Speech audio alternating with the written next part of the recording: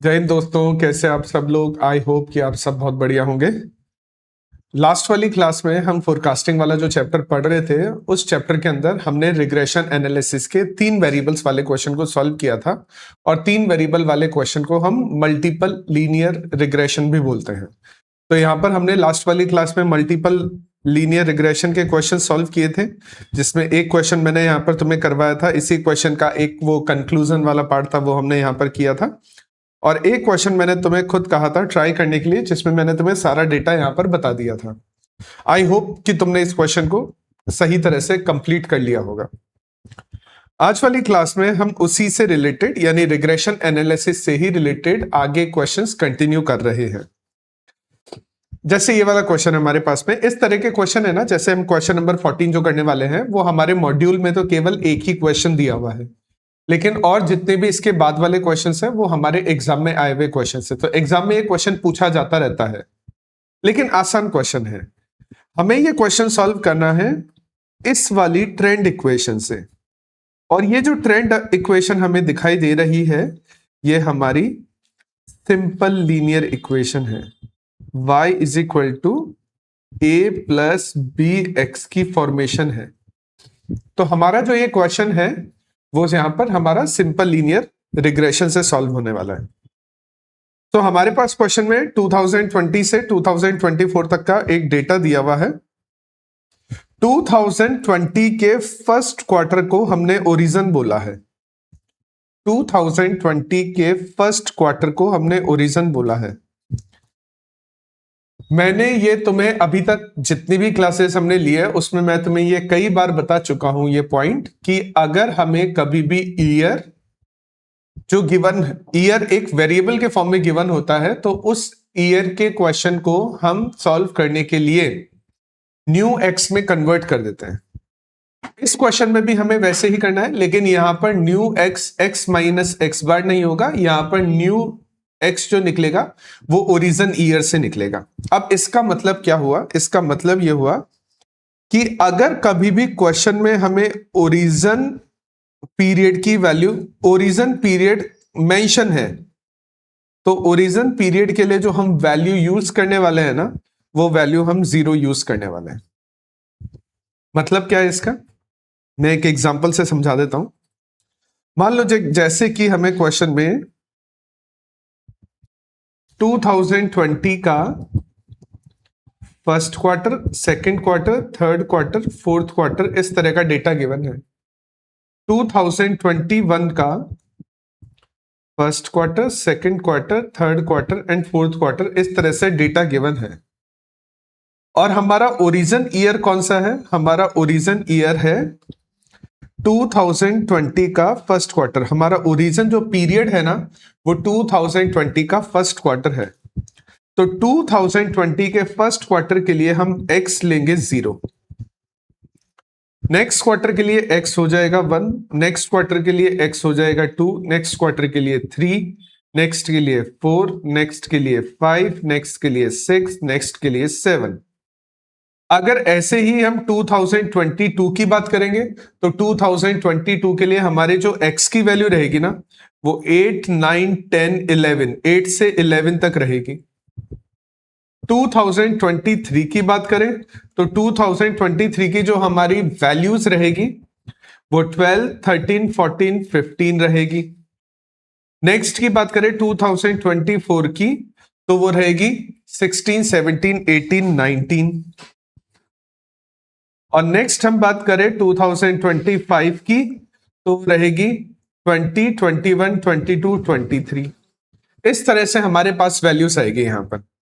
तो अगर हमें ओरिजिन पीरियड के बारे में डेटा गिवन है, तो ओरिजिन पीरियड को हम हमेशा 0 से डिनोट करेंगे। ओरिजिन पीरियड को हम हमेशा 0 से डिनोट करने वाले हैं यहां पर। और उसके बाद वाले पीरियड उसी कंटिन्यूएशन में चलेंगे, 1, 2, 3, 4, 5, 6, 7, 8, इसी तरह से चलते रहेंगे।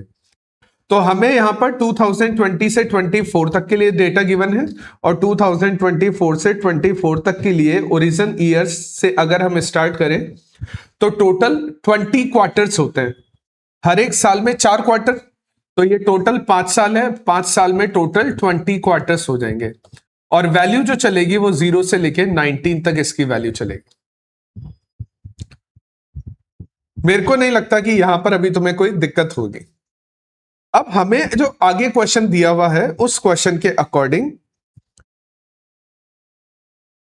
हमें मल्टीप्लिकेटिव मॉडल यूज करना है और हमें 2024 के चारों क्वार्टर्स की वैल्यू एस्टिमेट करनी है। हमें मल्टीप्लिकेटिव मॉडल यूज करना है और 2024 के चारों क्वार्टर्स की वैल्यू हमें यहां पर कैलकुलेट करनी है। अब हम 2024 के चारों क्वार्टर्स की वैल्यू कैसे कैलकुलेट कर पाएंगे, इस पर यहां पर थोड़ा ध्यान दो। तो इस क्वेश्चन को सॉल्व करने के लिए हमें एक छोटी सी टेबल बनानी पड़ेगी। ध्यान से ऑब्जर्व करना। हमारी जो कैलकुलेशन है वो 2024 की कैलकुलेशन है, तो हम पीरियड यहां पर स्टार्ट करेंगे 2024 का first quarter, second quarter, third quarter and fourth quarter, जिसके लिए हमारी टी यानी इस क्वेश्चन में जो एक्स है, इस क्वेश्चन में एक्स को टी से रिप्रेजेंट किया गया है। तो इस क्वेश्चन में अगर हम उसी टी को फॉलो करेंगे तो हमारे लिए जो टी रहने वाला है वो रहने वाला है 16, 17, 18 एंड 19। और हमने यहां पर ये वाली वैल्यू पिक की है यहां पर 2024 के लिए 16, 17, 18, 19। इसके बाद में हमें एक इक्वेशन गिवन थी, एक लीनियर इक्वेशन गिवन थी, y is equal to 25 plus 0.6t, 25 plus 0.6t, ये हमें इक्वेशन गिवन थी। अब हमें t की वैल्यू पता लग गई है, तो t की वैल्यू हम यहां पे फिल करते जाएंगे।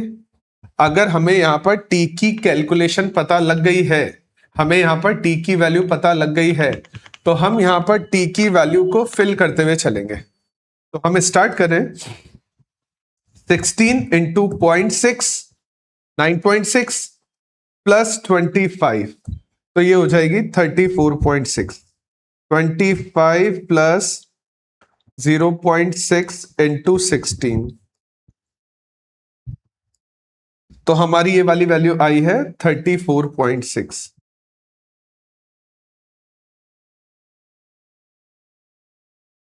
ये वैल्यू आई है 34.6। नेक्स्ट वाली वैल्यू भी आसानी रहेगी। नेक्स्ट वाली वैल्यू हो जाएगी 35.2, नेक्स्ट वाली वैल्यू हो जाएगी 35.8 और नेक्स्ट वाली वैल्यू हो जाएगी 36.4। ये हमारी जो वैल्यू आई है ना, ये हमारी वैल्यू आई है ट्रेंड वैल्यू। इसको हम ट्रेंड वैल्यू बोलते हैं। अच्छा, वैसे हमने एक कॉन्सेप्ट अभी तक पढ़ा नहीं है सीजनल इंडेक्स का, सीजनल फ्लक्चुएशन का। वो कॉन्सेप्ट हमारा आगे आएगा, हम उसको वहां पर डिटेल में पढ़ेंगे। लेकिन इस क्वेश्चन में हमें सीजनल फ्लक्चुएशन गिवन है। यहां पर देखो, हमें सीजनल वेरिएशंस गिवन है हर एक क्वार्टर के, फर्स्ट क्वार्टर के, सेकंड क्वार्टर के, थर्ड क्वार्टर के एंड फोर्थ क्वार्टर के। हमें ये सीजनल वेरिएशंस गिवन है, तो हम इन सीजनल वेरिएशंस को यहां पर लिख लेंगे। हम यहां पर नेक्स्ट कॉलम लिखेंगे सीजनल वेरिएशंस। ये सीजनल वेरिएशंस क्या होते हैं, हम इसको आगे पूरा एक कॉन्सेप्ट आएगा, उस कॉन्सेप्ट में समझेंगे। और सीजनल वेरिएशन की हमें जो वैल्यूज गिवन है वो कुछ इस तरह से है।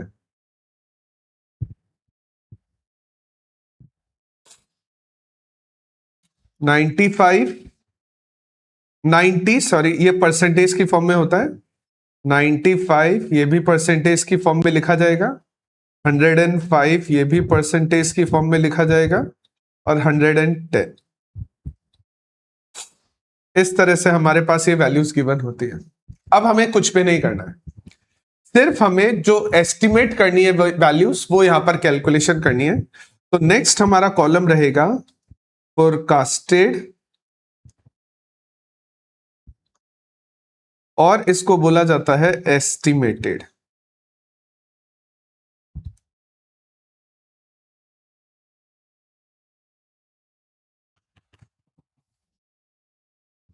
वैसे तो आसान है, लेकिन मैं इसका एक फॉर्मूला यहां पर लिख देता हूं। अगर हमें एस्टिमेटेड वैल्यू कैलकुलेट करनी है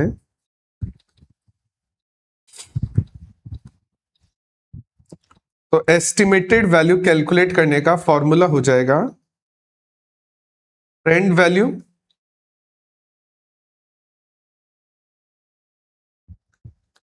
मल्टीप्लाई बाय सीजनल वेरिएशन।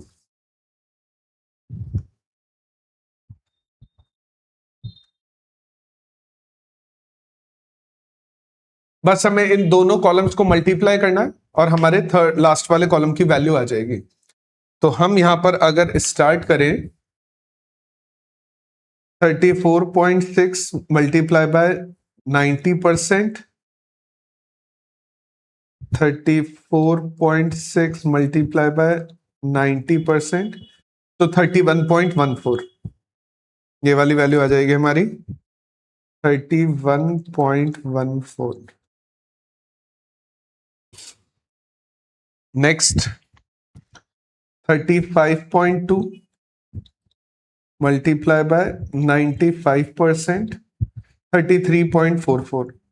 यही हमारे आंसर्स रहेंगे। ये जो चार वैल्यू लास्ट में आने वाली है ना टेबल में, यही हमारे आंसर रहने वाले। 35.8 मल्टीप्लाई बाय 105%, 37.59 और 36.4 मल्टीप्लाई बाय 110%, 40.04। ये जो वैल्यूज आई है ना, यही हमारे आंसर है। तो हमें 2024 की कैलकुलेशन करने के लिए बोला था, हमने 2024 की कैलकुलेशन यहां पर कंप्लीट कर दी है। मान लो हमें क्वेश्चन ये बोलता कि 2024 की नहीं करनी है। मान लो एग्जाम्पल के लिए क्वेश्चन ये बोलता कि हमें 2024 की कैलकुलेशन नहीं करनी है, हमें जो कैलकुलेशन करनी है वो 2030 के लिए करनी है। क्वेश्चन ये बोलता कि हमें 2024 की कैलकुलेशन नहीं करनी है, हमने वैसे तो कर दी यहां पर 2024 की कैलकुलेशन, हमारा क्वेश्चन कंप्लीट है, हमारा सॉल्यूशन कंप्लीट है। लेकिन मान लो हमें क्वेश्चन बोलता है 2024 की मत करो, क्वेश्चन बोलता कि कैलकुलेशन करो 2030 के लिए। क्वेश्चन ये बोलता कि कैलकुलेशन करो 2030 के लिए, तो ठीक है हम 2030 के लिए भी कर सकते थे। वही चार क्वार्टर हो गए 1 2 3 4।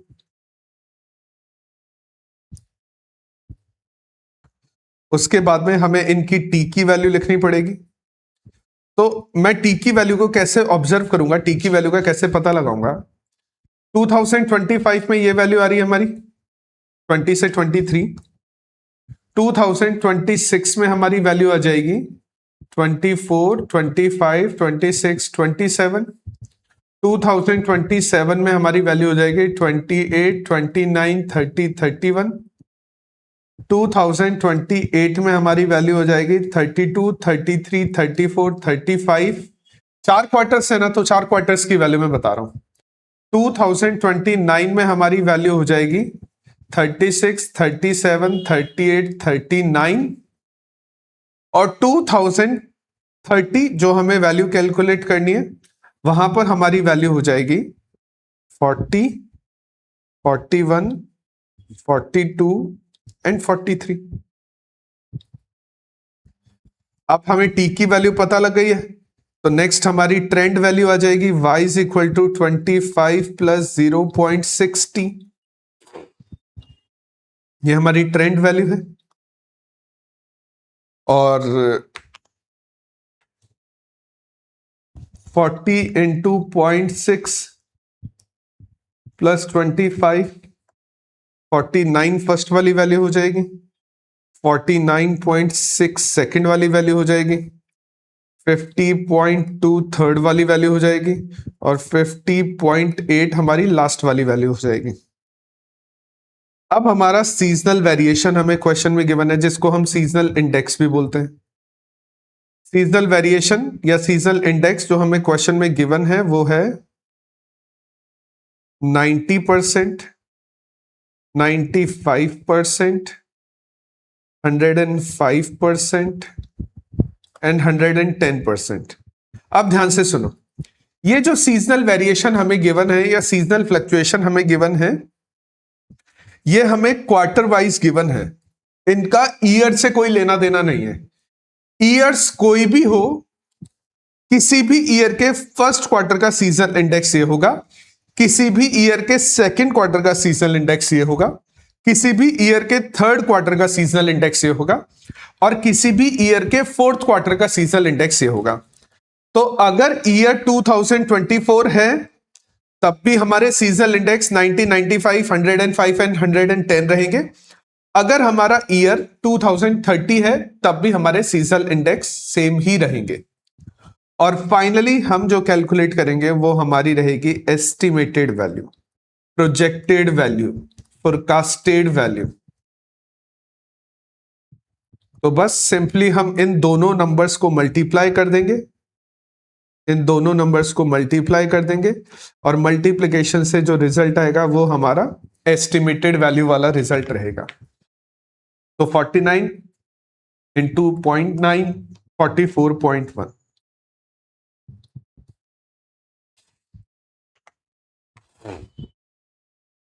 सॉरी, 49.6 मल्टीप्लाई बाय 0.95, तो ये रहेगा 47.12।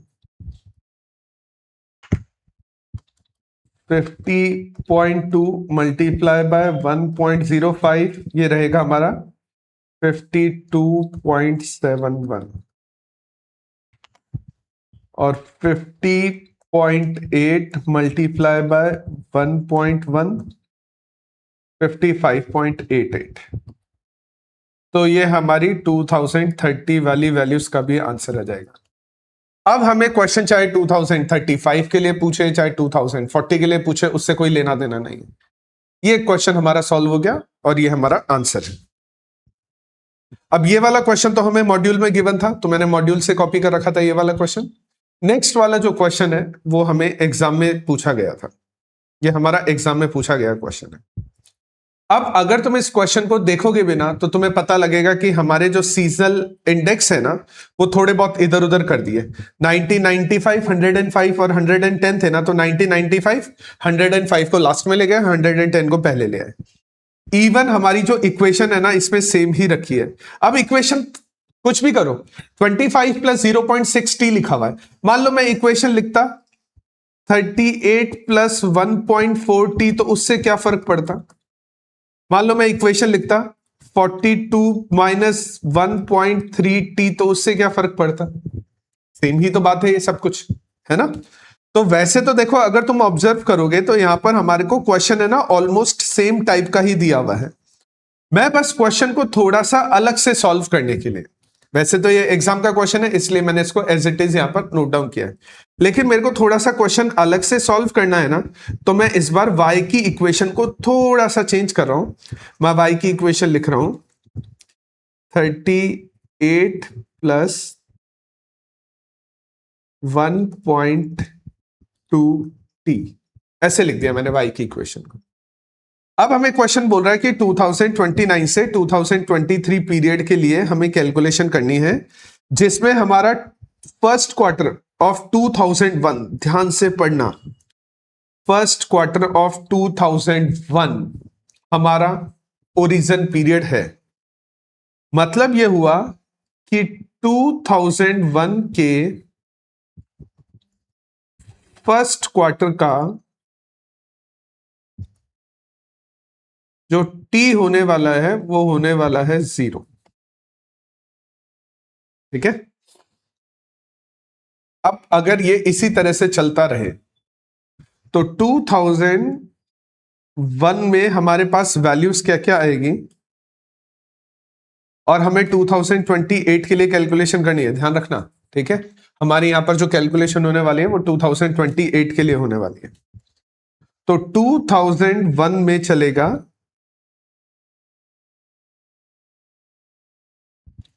0 से 3, 2002 में चलेगा 4 से 7 एंड सो ऑन, इसी तरह से चलता जाएगा। यानी इसका देखो मैं तुम्हें आसान तरीका सिखाऊं कि ये जो लास्ट वाला नंबर है ना, इसको हम 4 से मल्टीप्लाई करके -1 कर देंगे ना, तो ये लास्ट वाला रिजल्ट आ जाएगा, 7 आ जाएगा। तो अब यहां पे सुनो, मैं इसी तरह से आगे कंटिन्यू करूं तो जैसे मान लो मैं 2003 के लिए लिखता हूं, तो 2003 के लिए रहेगा, इसको मैं नंबर से मल्टीप्लाई करता हूं 4 से 12 11, तो ये चलेगा 8 से 11। ऐसे 2004 के लिए करता हूं तो 2004 के लिए चलेगा 12 से 15। ऐसे तो 2028 तक हमें निकालना पड़ेगा, मैं डायरेक्ट तुम्हें 2028 का बता देता हूं। तो 2028 को जब हम 4 से मल्टीप्लाई करेंगे, यानी सिंपल 28 को हम 4 से मल्टीप्लाई करेंगे तो 112 हो जाएगा, यानी 111 ये रहेगा, 111 और 108 ये रहेगा, 8 9 10 11 हमारे पास ये वैल्यूज हो जाएगी। बस ठीक है, क्वेश्चन सॉल्व हो गया हमारा, हमें जो वैल्यूज चाहिए थी वो मिल गई है। तो हम स्टार्ट करेंगे, तो हम स्टार्ट करेंगे हमारे पीरियड से। हमें पीरियड के लिए, कौन से पीरियड के लिए कैलकुलेशन करनी है? 2028 के लिए कैलकुलेशन करनी है। 2028 का first quarter, second quarter, third quarter, fourth quarter. ये जो मैंने राइट साइड में कैलकुलेशन कर रखी है ना, ये वाली कैलकुलेशन, ये तुम्हें रफ में करनी है, रफ में कैलकुलेशन तुम्हें चेक करनी है। और इन क्वार्टर्स के टी की वैल्यू हमने निकाली है, हमें टी की वैल्यू पता लग गई है, तो हमारी टी की वैल्यू जो आ रही है वो आ रही है 108, 109, 110 एंड 111।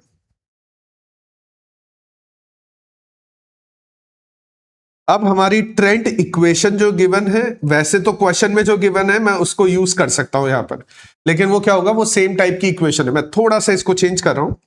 मैं इसको चेंज कर रहा हूं, y is equal to 38 plus 1.2t।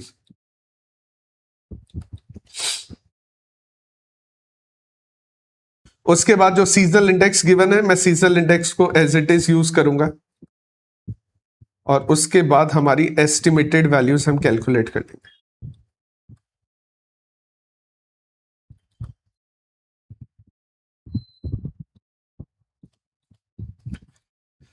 Seasonal index है 90, 95, 110 and 105।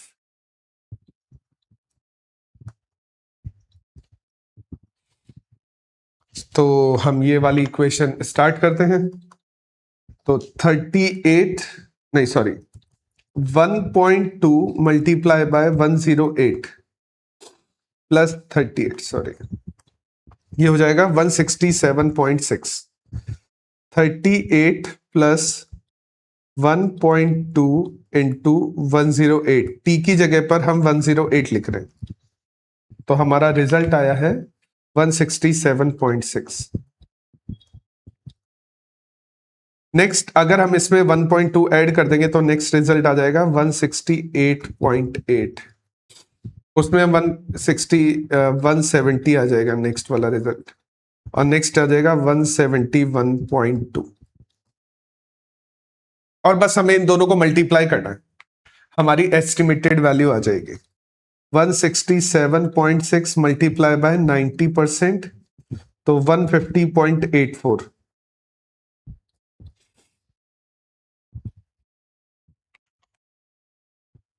168.8 multiplied by 95%, 160.36।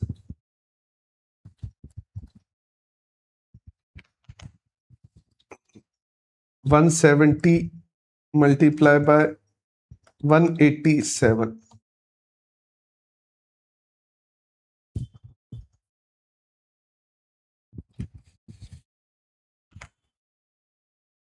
171.2 multiplied by 105%,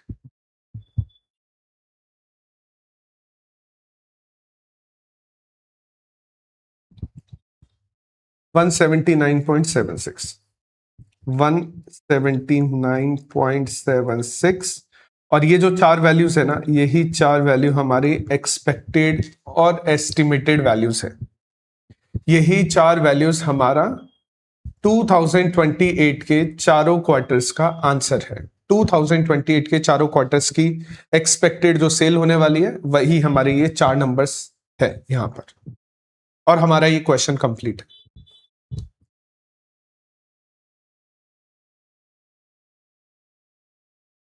अब अगर हमें कोई भी ईयर के लिए पूछता ना, तो हम कोई भी ईयर के लिए कैलकुलेशन आराम से एकदम सॉल्व कर सकते हैं, कोई प्रॉब्लम नहीं है उसके अंदर।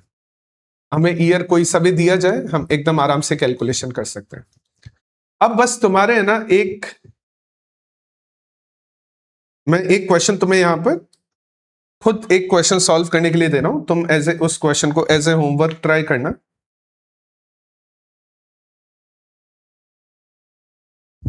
ये हमारा दिसंबर 24 एग्जाम में आया हुआ क्वेश्चन है।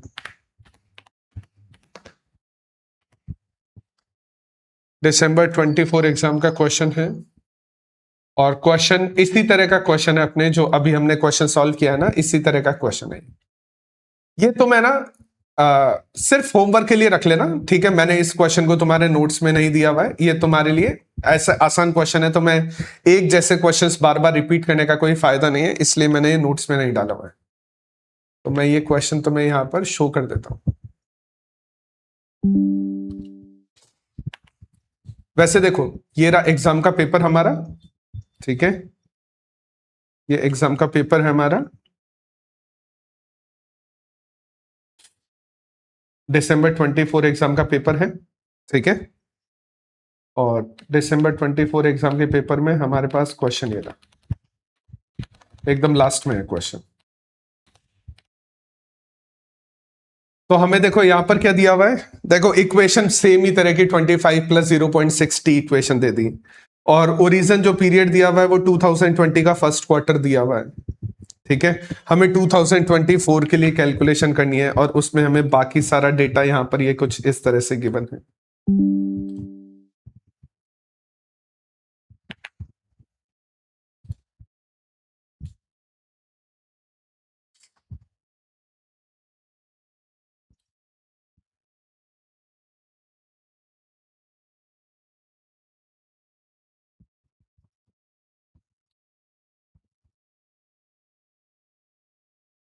कुछ इस तरह से डेटा गिवन है, तो तुम लोग इस क्वेश्चन को खुद एक बार ट्राई करके देख लेना। आसान क्वेश्चन है, इस क्वेश्चन में इतना कुछ भी ज्यादा मुश्किल नहीं है, तुम ट्राई करके देखना, होमवर्क है तुम्हारा। बस मैं एक हिंट दे देता हूं तुम्हें कि 2024 के लिए जो वैल्यूज रहेगी ना, 2024 की जब हम कैलकुलेशन करेंगे, और वहां पर जो वैल्यूज रहने वाली है, वो रहने वाली है 16, 17, 18, 19।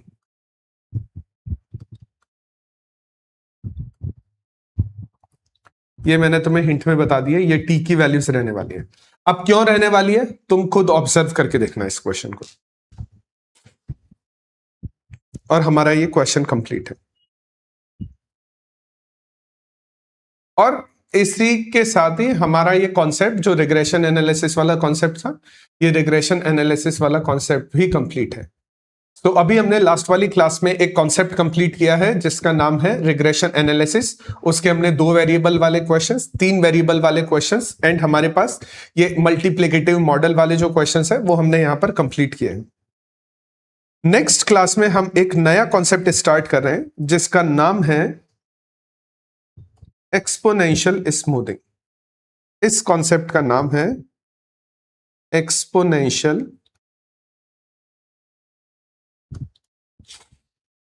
स्मूथिंग।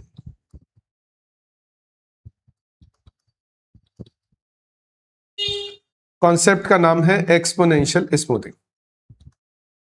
अब ये कॉन्सेप्ट क्या बोलता है, ध्यान से समझना। इस कॉन्सेप्ट के अकॉर्डिंग, एक्सपोनेंशियल स्मूथिंग के अकॉर्डिंग, अगर हमें फ्यूचर की वैल्यू को प्रेडिक्ट करना है तो पास्ट के डेटा को बेस लेना पड़ेगा। अब तुम ये बोल सकते हो कि सर यही बात तो रिग्रेशन एनालिसिस भी बोल रहा है कि हम 2024 के लिए जब कैलकुलेशन कर रहे हैं, 2028 के लिए जब कैलकुलेशन कर रहे हैं, तो हम पास्ट वाले डेटा के बेस पर कैलकुलेशन कर रहे हैं, उसमें कौन सी नई बात है। ध्यान से समझना, बाकी सारे फोरकास्टिंग मेथड्स और एक्सपोनेंशियल स्मूथिंग वाले मेथड के अंदर डिफरेंस क्या है, ध्यान से सुनना। सारे ही मेथड के अंदर अगर हमें फोरकास्टिंग करनी है तो फोरकास्टिंग करने के लिए हम प्रीवियस डेटा को यूज करते हैं। अब मान लो जैसे मैं एक एग्जांपल देता हूं कि मान लो कि जैसे अभी हमारा जो पीरियड चल रहा है वो चल रहा है जुलाई चल रहा है मान लो, ठीक है, और हमें जुलाई की जो फोरकास्टिंग करनी है उसके लिए हमने इससे पहले वाले मंथ को यूज किया, क्योंकि इससे पहले वाला मंथ जो जून है वो भी तो प्रीवियस पीरियड ही हुआ।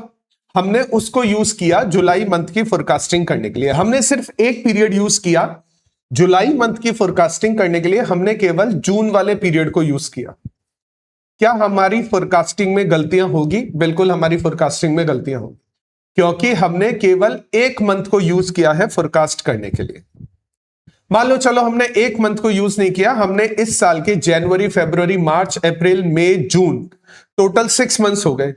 इन सारे 6 मंथ्स को जुलाई मंथ की फोरकास्टिंग के लिए यूज किया, तो वो ज्यादा बेटर तरीका है। अगर हम किसी एक मंथ के बेस पर आगे आने वाले मंथ को फोरकास्ट करें, या हम लास्ट 6 मंथ्स के बेस पर आगे आने वाले मंथ को फोरकास्ट करें, तो वो ज्यादा बेटर तरीका होगा जिसमें हमने लास्ट वाले 6 मंथ्स को यूज किया है। अब प्रॉब्लम क्या है इसमें? प्रॉब्लम सुनना, हमने लास्ट 6 मंथ्स के डेटा को आगे आने वाले महीने के लिए हम यूज कर रहे हैं फोरकास्टिंग करने के लिए। हमने उस डेटा में सारे ही मंथ्स को इक्वल वेटेज दिया है। अब इक्वल वेटेज का मतलब क्या हुआ?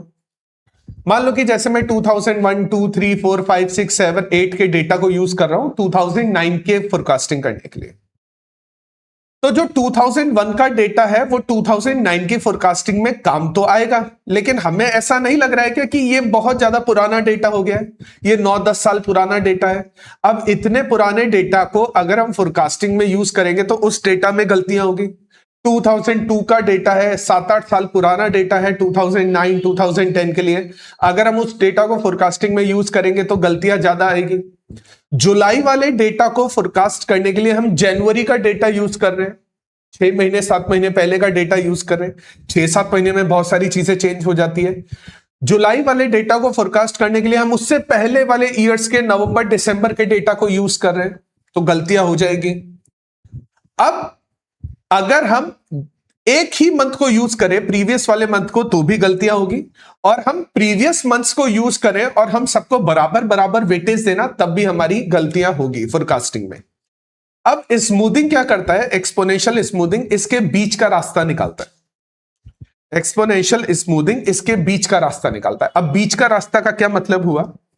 जैसे हमें जुलाई मंथ की फोरकास्टिंग करनी है, तो जुलाई मंथ की फोरकास्टिंग करने के लिए जून वाले मंथ के डेटा को ज्यादा वेटेज दिया जाएगा। उससे पहले मई वाले मंथ के डेटा का वेटेज थोड़ा कम हो जाएगा। उससे पहले अप्रैल मंथ के डेटा का वेटेज थोड़ा और कम हो जाएगा। उससे पहले मार्च मंथ वाले डेटा का वेटेज थोड़ा और कम हो जाएगा। उससे पहले फरवरी वाला डेटा और जनवरी वाला डेटा है, उनका वेटेज और भी कम हो जाएगा। मतलब क्या हुआ? हमने सारे मंथ्स यूज किए हैं, लेकिन हमने सारे मंथ्स को बराबर बराबर वेटेज नहीं दिया है। हमने रीसेंट वाले मंथ्स को ज्यादा वेटेज दिया है, और जो मंथ्स जो टाइम बहुत पुराना हो गया है, हमने उस डेटा को कम वेटेज दिया है। इसी वेटेज देने वाले मेथड को रीसेंट पीरियड को ज्यादा वेटेज देना, प्रीवियस वाले पीरियड्स को कम वेटेज देना, इसी को बोला जाता है एक्सपोनेंशियल स्मूथिंग। तो ये सिंपल कॉन्सेप्ट है कि जो प्रीवियस करंट मंथ्स में हुआ है उसको हम ज्यादा वेटेज देंगे, और ज्यादा पुराने डेटा को हम कम वेटेज देंगे। वेटेज हम सबको दे रहे हैं, हम सारा का सारा डेटा यूज कर रहे हैं फोरकास्टिंग के लिए, लेकिन इस मेथड में हम करंट जो प्रीवियस है ना उसको ज्यादा वेटेज देंगे, और जो प्रीवियस है उसको कम वेटेज देंगे, और उसी के बेस पर फोरकास्टिंग करेंगे। जैसे देखो इस क्वेश्चन में दिया हुआ है, हमें एक क्वेश्चन है, हमारे 1-2 क्वेश्चन मॉड्यूल में गिवन है, जैसे ये वाला क्वेश्चन और ये वाला क्वेश्चन। बाकी जो ये क्वेश्चंस है ये एग्जाम में आए हुए क्वेश्चंस है, तो हम इनको भी देखेंगे। अब क्वेश्चन नंबर 16 देखो। क्वेश्चन नंबर 16 क्या बोल रहा है?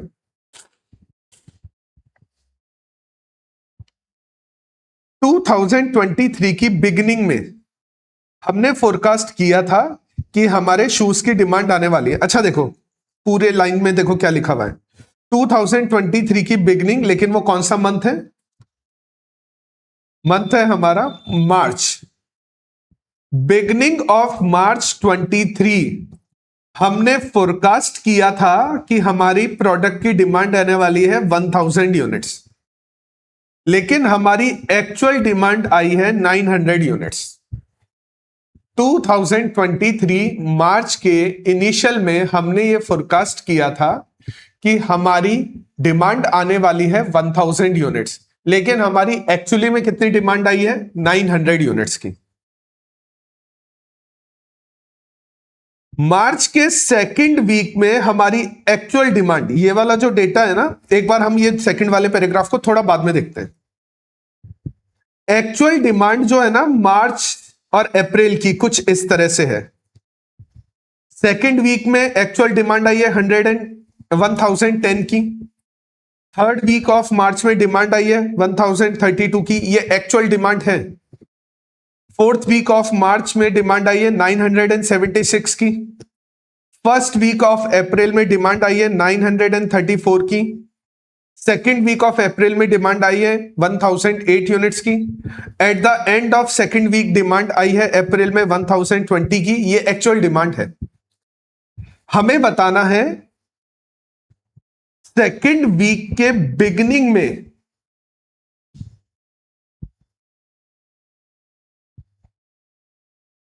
ये सेकेंड वीक ऑफ मार्च नहीं है, ये अप्रैल होगा।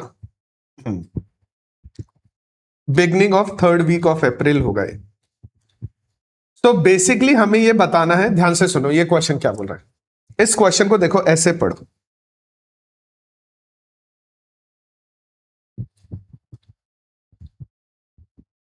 (2023) मार्च के बिगिनिंग में, यानी मार्च के फर्स्ट वीक में एक्चुअल डिमांड कितनी आई है? 900।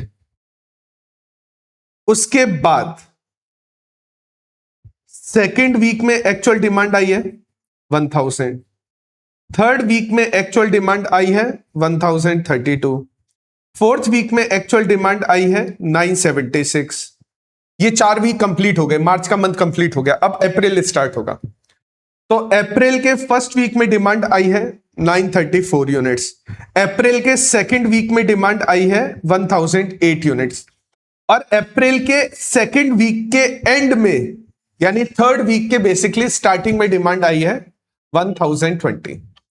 जो भी डेटा अभी मैंने हाईलाइट किया हुआ है वो सारा का सारा डेटा एक्चुअल डिमांड का डेटा है। तो हमें यह पता लग रहा है कि कौन से पीरियड में एक्चुअली में कितनी डिमांड आई है। मैं सिर्फ समझाने के लिए तुम्हें यहां पर एक बार टेबल बनाकर ये सारा डेटा लिख देता हूं। क्वेश्चन हम सॉल्व करेंगे अभी, लेकिन मैं सिर्फ समझाने के लिए एक बार ये लिख रहा हूं। हमें देखो कौन कौन से पीरियड का क्या क्या डेटा दिया हुआ है।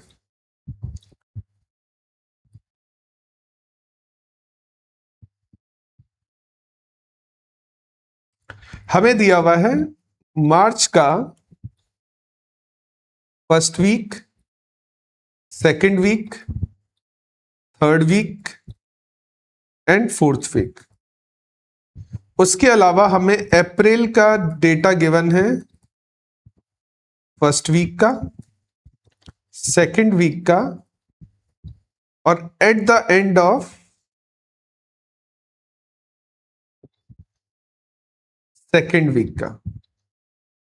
और हमारी एक्चुअल डिमांड का डेटा हमें क्वेश्चन में गिवन है, एक्चुअल डिमांड का।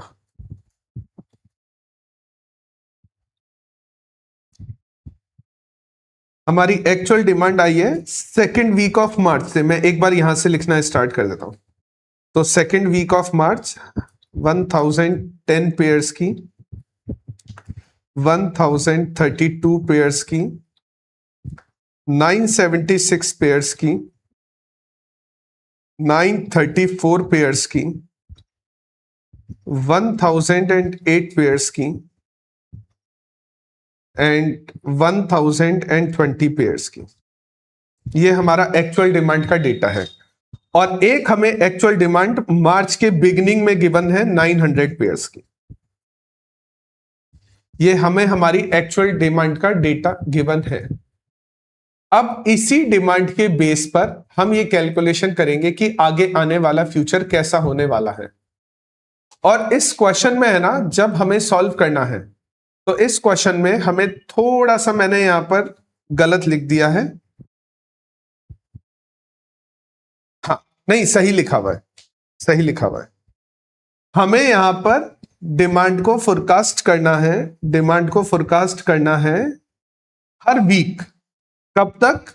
अप्रैल 23 के लास्ट तक कैलकुलेशन करनी है हमें यहां पर, यानी अप्रैल के 2 वीक्स तक हमें ये सारी कैलकुलेशन, यानी यहां तक हमें पूरी कैलकुलेशन करनी।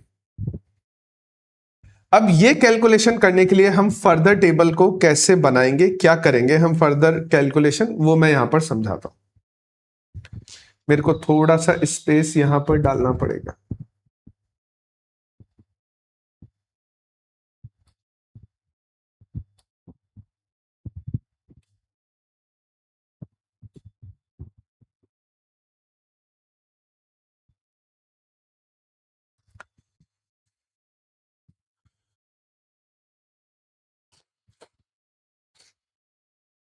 ध्यान से समझना।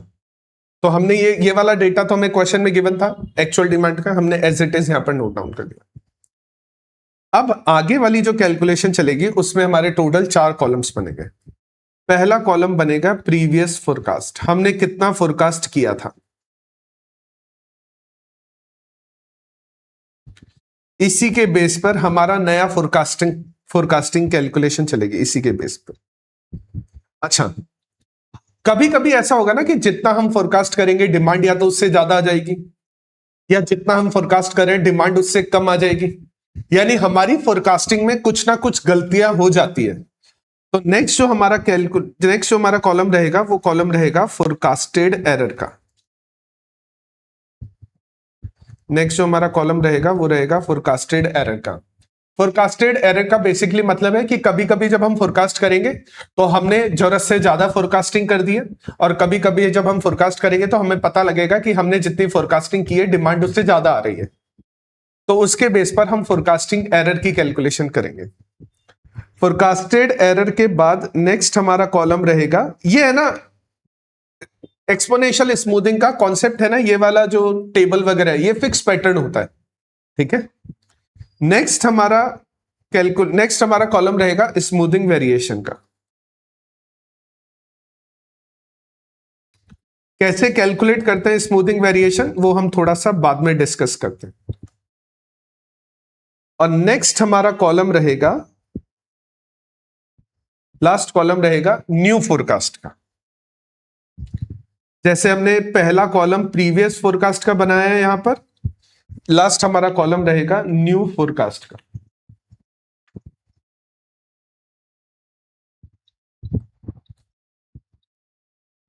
मैं इसका तुम्हें फॉर्मूला भी बताता जाऊंगा कि कौन कौन से कैलकुलेशन में किस किस तरह से हम फॉर्मूला यूज करने वाले हैं। सबसे पहले बात कर लेते हैं प्रीवियस फोरकास्ट। मार्च के फर्स्ट वीक का फोरकास्टिंग हमें क्वेश्चन में गिवन है, ये रहा। मार्च के फर्स्ट वीक में हमने फोरकास्ट किया था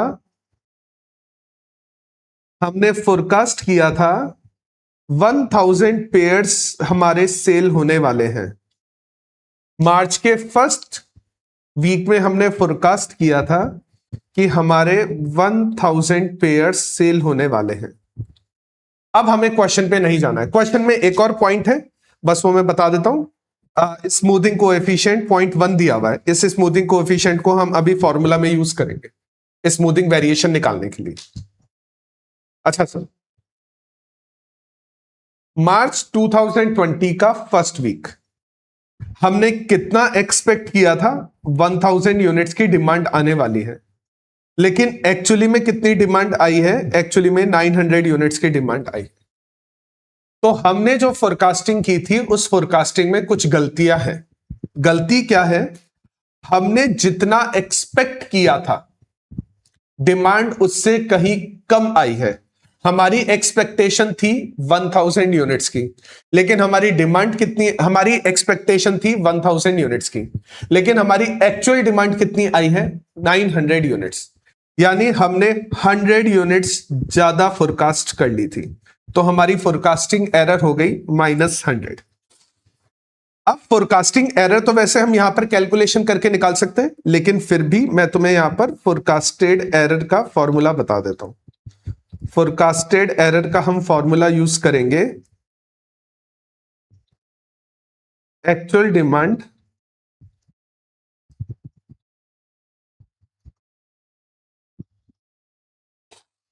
minus previous forecast.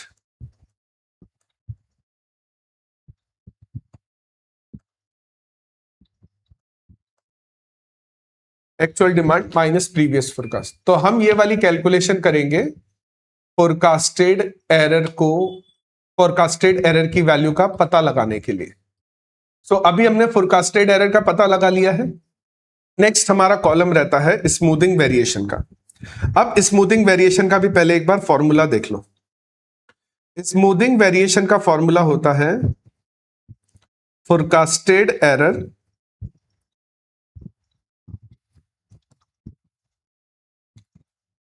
Forecasted error multiply by smoothing coefficient, multiply by smoothing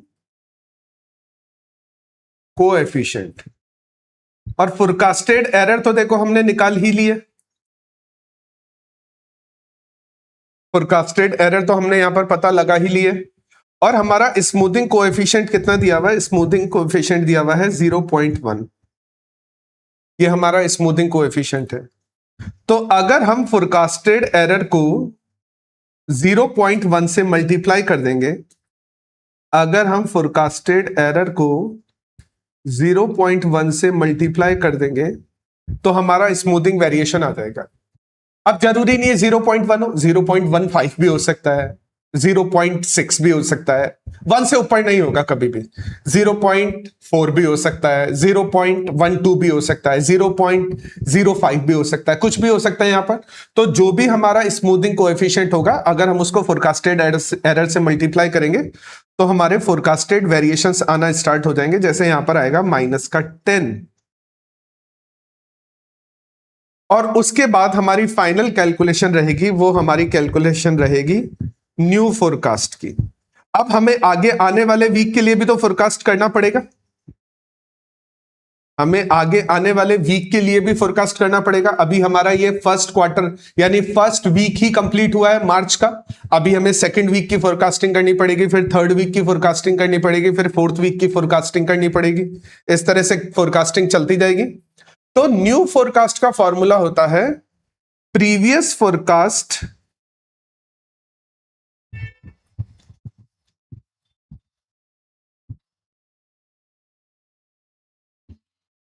plus minus, क्योंकि वेरिएशन नेगेटिव भी हो सकते हैं और वेरिएशंस पॉजिटिव भी हो सकते हैं। तो previous forecast plus minus smoothing variations.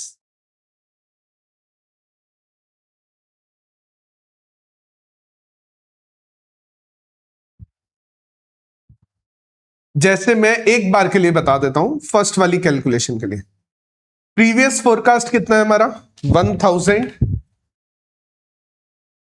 और स्मूथिंग वेरिएशन आ रहा है हमारा -10, तो हमारा नया फोरकास्ट होगा 990। अब ये 990 है ना, नया फोरकास्ट होगा आगे आने वाले वीक के लिए, आगे आने वाले मंथ्स के लिए, आगे आने वाले क्वार्टर्स के लिए। तो जैसे हमारा ये 990 है, ये नया फोरकास्ट है, लेकिन ये नया फोरकास्ट किसके लिए? मार्च 2023 के सेकंड वीक के लिए। अब हम इसको यहां पर कंटिन्यू कर लेंगे 990। तो सेकंड वीक ऑफ मार्च में हमने फोरकास्ट कितना किया था? 990 यूनिट्स का फोरकास्टिंग किया था। लेकिन हमारी एक्चुअल डिमांड कितनी आ गई है? हमारी एक्चुअल डिमांड आ गई है 1010 यूनिट्स की। यानी जितना हमने एक्सपेक्ट किया था, हमारी डिमांड उससे ज्यादा ही आई है। तो हमारी डिमांड ज्यादा होने की वजह से हमारी फोरकास्टेड एरर जो होगी ना, वो +20 हो जाएगी, क्योंकि फोरकास्टेड एरर कैलकुलेट करने के लिए इसमें से इसको माइनस कर देते हैं।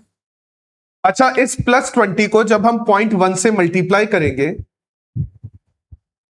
जब इस वैल्यू को हम 0.1 से मल्टीप्लाई करेंगे, क्योंकि स्मूथिंग वेरिएशन निकालने का यही तरीका होता है। स्मूथिंग वेरिएशन निकालने के लिए हम फोरकास्टेड एरर को स्मूथिंग कोएफिशिएंट से मल्टीप्लाई करते हैं, तो ये +2 हो जाएगा। और हमारा नया फोरकास्ट आ जाएगा, प्रीवियस फोरकास्ट था 990, नए फोरकास्ट में 2 यूनिट और ऐड कर देंगे तो ये टोटल हो जाएगा 992। अब ये 992 नेक्स्ट वीक के लिए फोरकास्टिंग हो जाएगी। तो हमने फोरकास्टिंग कितना किया, 992 यूनिट्स, और हमारी एक्चुअल डिमांड कितनी आ गई, हमारी एक्चुअल डिमांड आ गई है 1032 यूनिट्स। तो हमारी एरर कितनी हो जाएगी, हमारी एरर हो जाएगी 40 यूनिट्स की, जितना हमने सोचा था उससे 40 यूनिट की डिमांड एक्चुअली में ज्यादा आई है। और जब हम इसको 0.1 से मल्टीप्लाई करेंगे तो हमारा स्मूथिंग वेरिएशन +4 हो जाएगा, और हमारा नया फोरकास्ट हो जाएगा पुराना forecast plus variation is equal to 996। अब ये 996 हमारे नेक्स्ट क्वार्टर का फोरकास्टिंग हो गया। हमने फोरकास्ट किया 996, एक्चुअल डिमांड आई है 976, यानी हमने जितना एक्सपेक्ट किया है डिमांड उससे 20 यूनिट्स हमारी कम ही आई है। हमारी डिमांड जो आई है वो 20 यूनिट्स कम ही आई है। ठीक है, अब हमारा स्मूथिंग वेरिएशन हो जाएगा -2, और हमारा नया फोरकास्ट होगा 996 -2 994। ये हमारा नया फोरकास्ट होगा। 994 को हम यहां पर कैरी करेंगे, और जितना हमने एक्सपेक्ट किया है उससे 60 यूनिट्स की डिमांड कम आ रही है, तो वेरिएशन हो जाएगा -6, और 994 -6 करेंगे तो ये हो जाएगा 988। तो 988 हमारा प्रीवियस फोरकास्ट था, एक्चुअल में डिमांड आई है 1008 की, तो जितना हमने एक्सपेक्ट किया था डिमांड उससे 20 ज्यादा ही आई है, तो हमारा वेरिएशन हो जाएगा +2 का, और हमारा नया फोरकास्ट हो जाएगा 1000 यूनिट्स का। और इसी के बेस पर हम यहां पर यूज करेंगे 1000 यूनिट्स। 1000 यूनिट्स हमने यहां पर यूज किया। कुछ मिस्टेक हो रही है क्या अपनी? 990 988, अरे मैंने गलत लिख लिया, ये 998 नहीं है, ये 988 है। हाँ ठीक है, मुझे भी ऐसा लगा कि कुछ गलती हो तो रही है। 988 है, ये 98 नहीं है, 988 +2, तो ये हो जाएगा 990 यूनिट्स, और यहां पर हम कैरी कर लेंगे 990 यूनिट्स, और हमारी 30 यूनिट्स की डिमांड ज्यादा आ रही है, तो फोरकास्टेड एरर हो गई +30, वेरिएशन हो गया +3, और हमारा नया फोरकास्टिंग हो गया 993।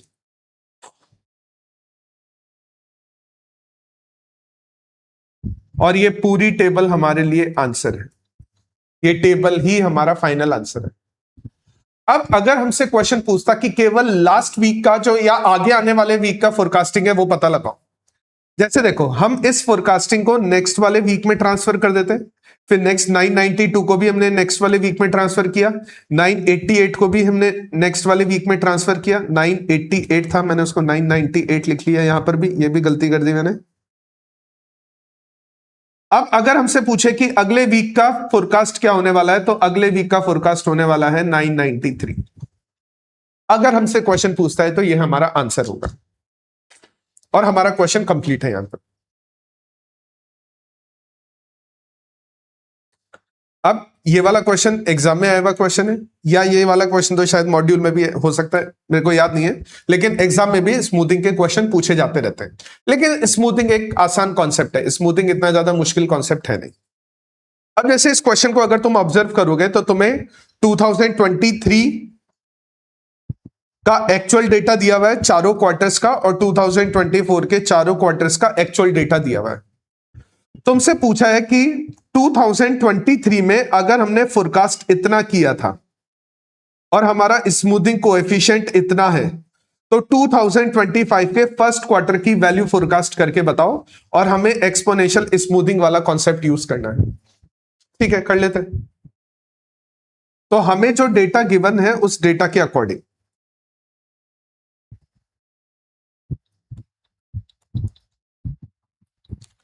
हमें 2023 के first quarter, second quarter, third quarter, fourth quarter and 2024 के first quarter, second quarter, third quarter and fourth quarter का डेटा क्वेश्चन में गिवन है।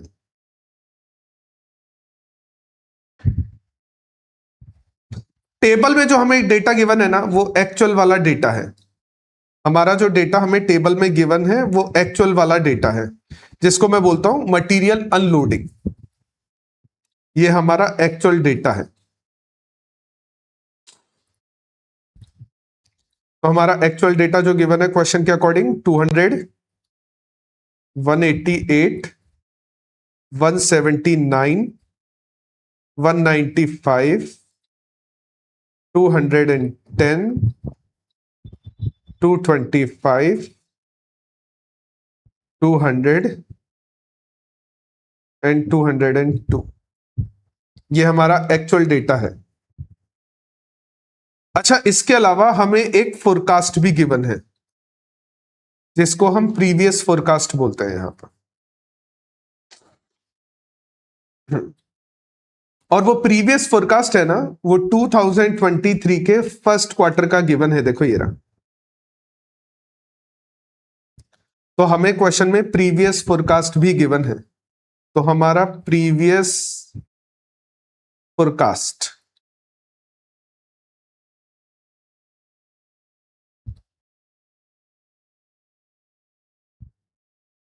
$195। ठीक है। अब हमारा एक कॉलम बनेगा फोरकास्टेड एरर, एक कॉलम बनेगा स्मूथिंग वेरिएशन और एक कॉलम बनेगा न्यू फोरकास्ट। तो एक तो कॉलम बन जाएगा हमारा फोरकास्ट एरर। हमने हमारे फोरकास्ट में क्या गलतियां की है उसको जब हम स्मूथिंग कोएफिशिएंट जो है 0.1 इससे मल्टीप्लाई करेंगे तो नेक्स्ट कॉलम बन जाएगा हमारा स्मूथिंग वेरिएशन और लास्ट कॉलम बनेगा हमारा न्यू फोरकास्ट। यहां पर कैलकुलेशन है ना थोड़ा पॉइंट में होगी, तो हम पॉइंट वाली कैलकुलेशन को पॉइंट में ही कंटिन्यू करें। जैसे हमारी पॉइंट वाली कैलकुलेशन होगी उसको हम एज इट इज पॉइंट में ही कंटिन्यू करेंगे। जैसे कि हम इस वाली वैल्यू में से एक्चुअल में से प्रीवियस फोरकास्ट को जब माइनस करते हैं, एक्चुअल में से प्रीवियस फोरकास्ट को माइनस करते हैं तो हमारा फोरकास्टेड एरर आ जाएगा -5।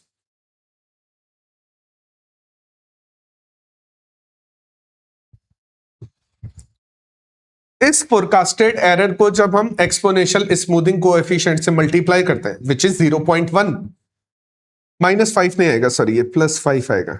तो ये हो जाएगा प्लस का 0.5। इसको हम 0.1 से मल्टीप्लाई करेंगे तो 0.1 से मल्टीप्लाई करने की वजह से स्मूथिंग वेरिएशन हो जाएगा 0.5। और नया फोरकास्ट कैसे होगा? प्रीवियस वाले फोरकास्ट में हम स्मूथिंग एफिशिएंट जैसा भी होता है, प्लस होता है तो प्लस कर लेते हैं, माइनस होता है तो माइनस कर लेते हैं। तो नेक्स्ट हो जाएगा 195.5।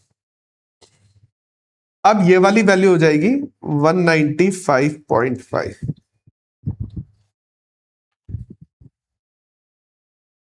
अच्छा, इसके बाद 188 हमें एक्चुअल वैल्यू गिवन है, तो एक्चुअल में से प्रीवियस फोरकास्ट को माइनस करेंगे। तो एक्चुअल में से प्रीवियस फोरकास्ट माइनस करेंगे तो माइनस का 7.5 आएगा और माइनस के 7.5 को 0.1 से मल्टीप्लाई करेंगे तो माइनस का 0.75 आ जाएगा। और हम क्या करेंगे, प्रीवियस फोरकास्ट में माइनस कर देंगे 0.75 तो 194.75 हो जाएगा ये। अब हम ये 194.75 को कंटिन्यू करेंगे और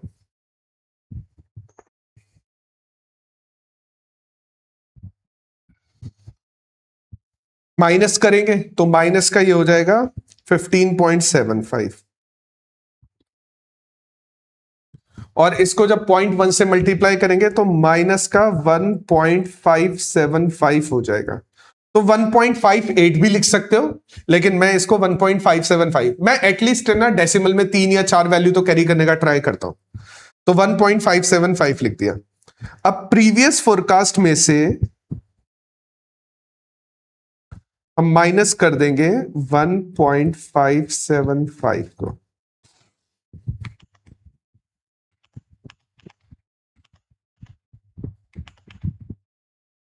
कैलकुलेटर ये रहा, 194.75 माइनस 1.575, 193.175। तो ये वाली वैल्यू हो जाएगी हमारी 193.175। हम देखो क्या कर रहे हैं, ये वाली वैल्यू निकाली और हमने इसको नेक्स्ट वाले क्वार्टर में यूज कर लिया, फिर हमने ये वाली वैल्यू निकाली, इसको हमने नेक्स्ट वाले क्वार्टर में यूज कर लिया। अब इस वाली वैल्यू को हम नेक्स्ट क्वार्टर के लिए यूज कर लेंगे। तो नेक्स्ट क्वार्टर में हमारा प्रीवियस फोरकास्ट हम रखेंगे 193.175,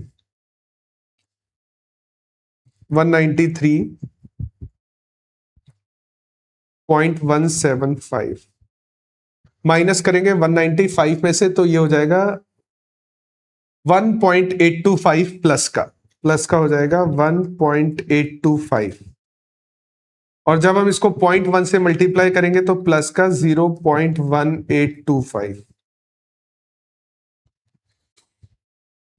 अच्छा, इसको आगे क्या करेंगे, प्रीवियस वाले फोरकास्टिंग में से माइनस कर देंगे इसको 0.1825। तो माइनस करेंगे तो हमारा रिजल्ट आएगा माइनस 0.1825, 192.99, 192.9925 आ रहा है। ठीक है, एक बार चेक कर लेते हैं दोबारा से, 193.175 माइनस, सॉरी माइनस नहीं करना, प्लस करना है, मैंने मिस्टेक कर दी थी, प्लस 0.1825। जब स्टूडेंट क्लास में नहीं बैठे हुए होते हैं ना, तो इस तरह की मिस्टेक्स होती है। स्टूडेंट क्लास में बैठे हुए होते हैं ना, तो वो इस तरह की मिस्टेक्स को है ना सही करवा देते हैं, तो थोड़ा सा फायदा होता है स्टूडेंट के क्लास में होने का। 193.358 कर लेता हूं मैं इसको, 193.358। अब ये वाली वैल्यू हम आगे वाले क्वार्टर के लिए यूज करेंगे, 193.358, और इसको हम 193.358, 16.642 प्लस का, और जब हम इसको मल्टीप्लाई करेंगे तो 1.664 कर लेते हैं इसको, और प्रीवियस वाले फोरकास्ट में जब हम ऐड करेंगे इसको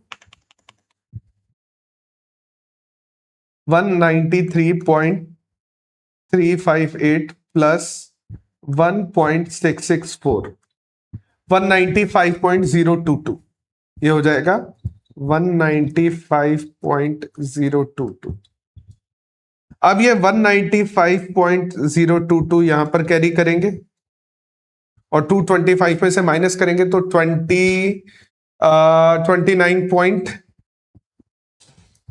29.988 आएगा, ऐसा कुछ आएगा, 29.988। और जब मैं उसको 0.1 से करूंगा तो 2.999 ऐसे चलेगा, तो 2.999 को मैं 3 लिख लेता हूं यहां पर। ठीक है, मैं इसको एक बार के लिए 3 लिख लेता हूं, और हमारा नेक्स्ट वाला नंबर हो जाएगा 198.022, क्योंकि हम इस वाली वैल्यू में ये 3 ऐड कर देंगे तो हमारी नई वाली वैल्यू आ जाती है। अभी हमारी नई वाली वैल्यू को हम यहां पर कैरी करेंगे 198.022, और उसमें हम माइनस करेंगे तो ये हो जाएगा हमारा 1.98, यानी 2 हो जाएगा ऑलमोस्ट, ये हो जाएगा 1.98, और जब मैं इसको स्मूथिंग कोएफिशिएंट को मल्टीप्लाई करूंगा तो 0.198 होगा, प्लस का 0.198। अच्छा, 0.198 हम इसमें ऐड कर देते हैं, +3 प्लस 0.198, 198.22 हो जाएगा, 198.22। और 198.22 को हम यहां पर कैरी करेंगे, 2 माइनस करेंगे तो ये हो जाएगा 3.78 प्लस का, तो प्लस का 3.78, स्मूथिंग वेरिएशन से मल्टीप्लाई करेंगे तो प्लस का 0.378, और आगे आने वाले नंबर में हम ऐड कर देते हैं 0.378 पॉइंट प्लस 0.378, तो ये हो जाएगा 198.59, 198.598। अब अगर तुम ऑब्जर्व करो तो हम जो भी न्यू फोरकास्ट निकालते हैं इसको अगले वाले क्वार्टर में यूज कर लेते हैं, इसी तरह से चल रहा है। और इस क्वेश्चन में हमें 2025 के फर्स्ट क्वार्टर को फोरकास्ट करना था, तो 2024 के लास्ट क्वार्टर की जो वैल्यू आ रही है, क्या हम इसको 2025 के लिए यूज करेंगे? तो जो 2024 के लास्ट क्वार्टर की वैल्यू है, यही हमारी वैल्यू 2024 के लिए फोरकास्टेड वैल्यू बोली जाएगी। तो अगर एक्सपोनेंशियल स्मूथिंग करके हमें फोरकास्ट करना था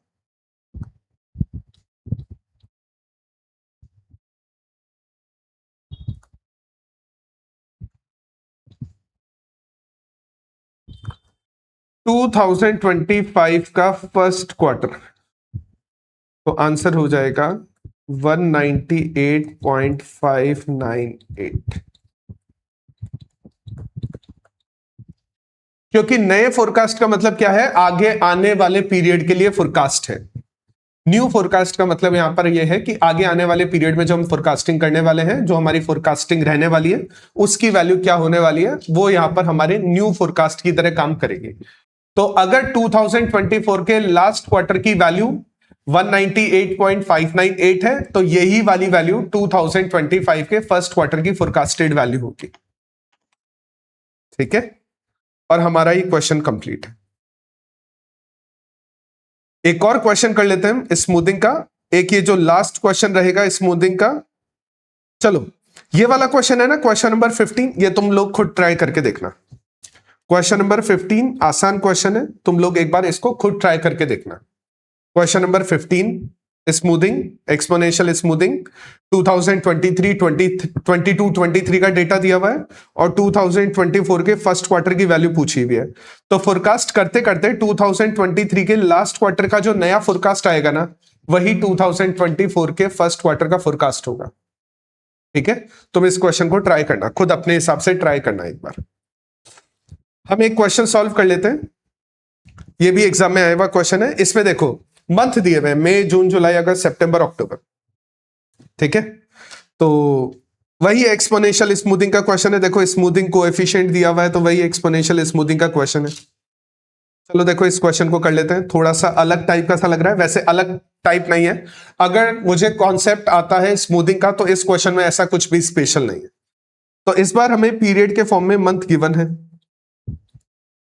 तो मंथ हो गए हमारे मई, जून, जुलाई, अगस्त, सितंबर एंड अक्टूबर।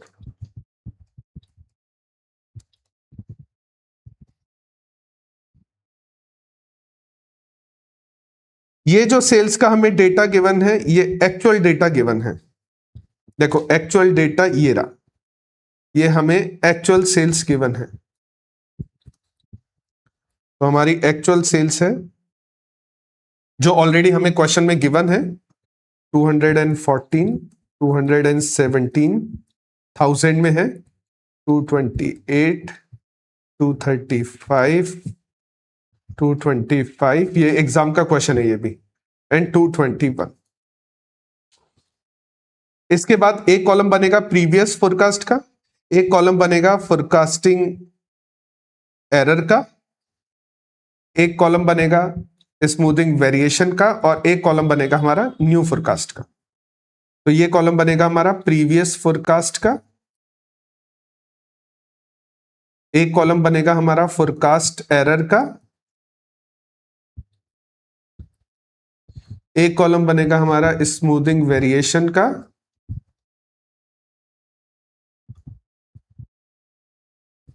और एक कॉलम बनेगा हमारा न्यू फोरकास्ट का।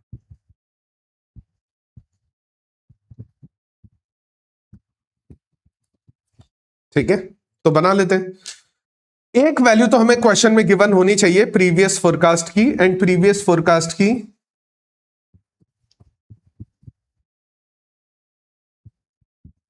अच्छा, हमें अप्रैल से स्टार्ट करना है इसको। हमने मई से स्टार्ट कर दिया, हमें अप्रैल से स्टार्ट करना है इस क्वेश्चन, क्योंकि अप्रैल से डेटा गिवन है हमें। तो मई वाले को मैं एक स्टेप आगे ले जाता हूं।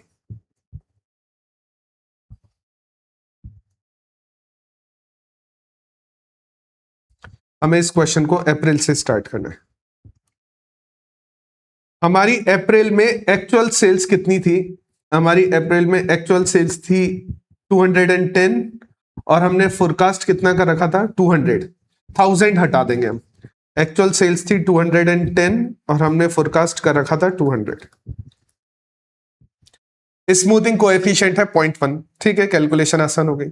फोरकास्टेड एरर हो गई +10। स्मूथिंग कोएफिशिएंट जब हम इसको 0.1 से मल्टीप्लाई करेंगे तो ये हो जाएगा हमारा +1, और नया फोरकास्ट आएगा previous forecast plus smoothing variation, और ये चला जाएगा नए वाले पीरियड के लिए। 2001 हमने फोरकास्ट किया, एक्चुअल डिमांड आई 2001 नहीं, 201 हमने फोरकास्ट किया, एक्चुअल डिमांड आई 214 की, तो 13 यूनिट एक्स्ट्रा। स्मूथिंग कोएफिशिएंट है 0.1, तो प्लस का 1.3 हो जाएगा। तो प्रीवियस फोरकास्ट में हम स्मूथिंग वेरिएशन ऐड कर देते हैं, तो 202.3 एरर आ रही है हमारी 14.7 की एरर है। ठीक है,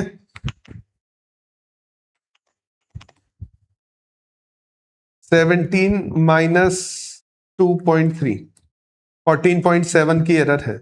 इसको 0.1 से मल्टीप्लाई करेंगे तो प्लस का 1.47 हो जाएगा, और हम 217 में 1.47 ऐड कर देंगे तो 217 मैंने गलत लिखा है, 202.3 लिखना था मेरे को यहां पर।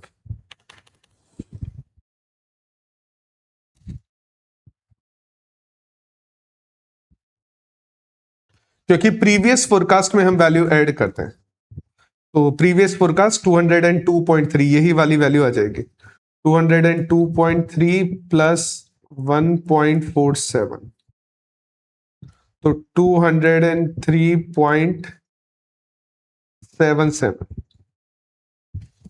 अब यहां पर आ गया 203.77।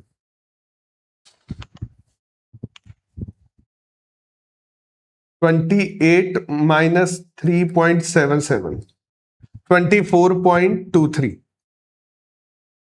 और इस 24.23 को हम 0.1 से मल्टीप्लाई करेंगे तो 2.423, और 203.77 में हम ऐड करेंगे 2.423, तो हमारा नया फोरकास्ट और उससे रिलेटेड हमारा नया रिजल्ट आ जाएगा यहां पर।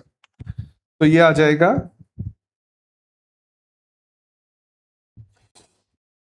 +203.77, 206.19, 206.193। अब हम यहां पर वैल्यू लिख देंगे 206.193। इसको हम 235 में से माइनस कर देंगे, 35 माइनस 6.193,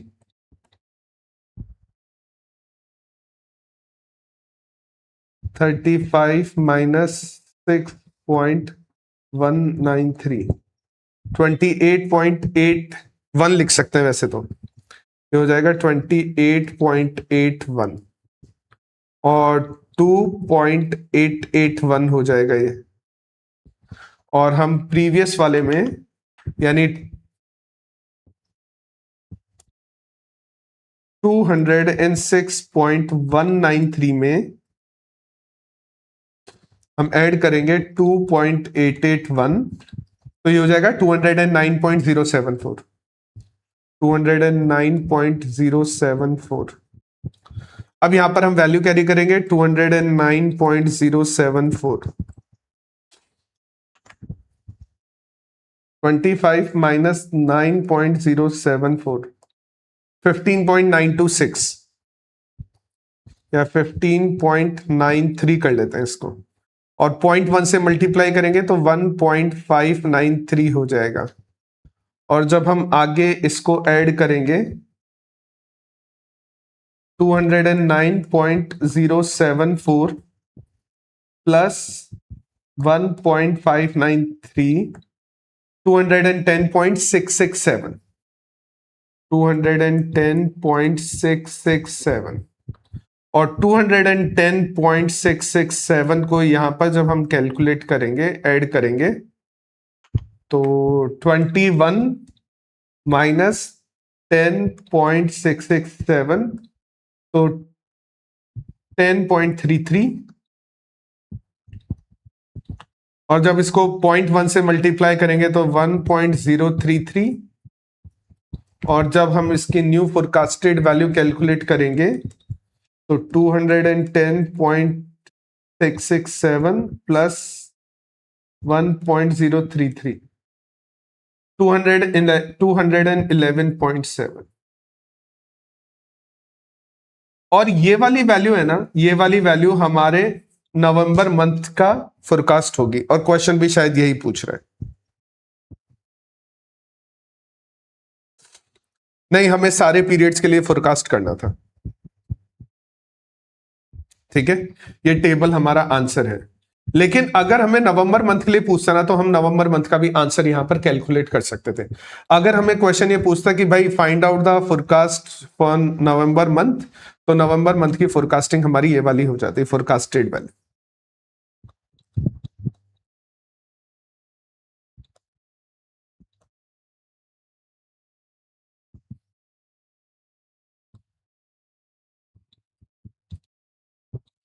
और इसी के साथ ही हमारा स्मूथिंग कोएफिशिएंट वाला कॉन्सेप्ट, एक्सपोनेंशियल स्मूथिंग वाला कॉन्सेप्ट खत्म होता है।